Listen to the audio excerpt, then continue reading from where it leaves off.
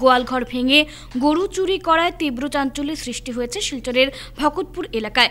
জানা গেছে, গত গভীর রাতে স্থানীয় বাসিন্দা আমিন উদ্দিন লস্করের গোয়ালঘর ভেঙে গরু চুরি করে নিয়ে যায় চোরের দল। ঘটনার বিষয়টি নিয়ে সে জানায়, সকাল 6টায় ঘুম থেকে উঠে গরু চুরির ঘটনা প্রত্যক্ষ করে হতভম্ব হয়ে পড়েন তিনি। পরে রাঙ্গিরখাড়ি থানায় একটি মামলা দায়ের করে প্রশাসনের কাছে বিহিত ব্যবস্থা গ্রহণের আর্জি জানিয়েছেন আমিন উদ্দিন। চলতি শীতের মরশুমে গরু চুরির ঘটনা এলাকায় ব্যাপক চাঞ্চল্যের সৃষ্টি করেছে।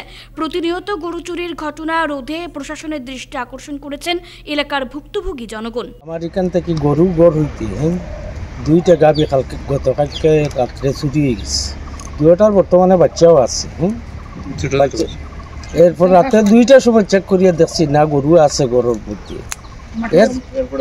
এরপর গিয়ে ঘুমাইছি। এরপরে সকালে উঠিয়া চাইয়া দেখি যে আমার গরুর 2টা নাই, একটা লাল আর একটা হইল নেড়া লাল। এছাড়া আপনার এই গ্রামে গঞ্জে বেজানো আজকাল গরু চুরি হইতেছে। কিন্তু প্রশাসনের কাছে আমার ওটা অনুরোধ, যাতে প্রশাসনের কোনো ধরনের বিহিত ব্যবস্থা নিলে আমরা বেশ উপকৃত।